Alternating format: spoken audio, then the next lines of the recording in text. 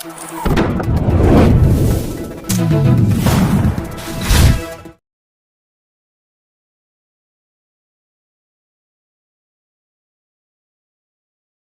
Sri Madan Vidyashram nursery வே primary பள்ளியில் 10ஆம் ஆண்டு விழா நடைபெற்றது. ராணிப்பேட்டை மாவட்டம் திமிரி முதல்நிலை பேரூராட்சி நிலையம் அருகில் நர்சரி வே பிரைமரி பள்ளியில் கடந்த 10 ஆண்டு காலமாக நடைபெற்று வருகிறது. இப்பள்ளியில் 10ஆம் ஆண்டு விழா நடைபெற்றது.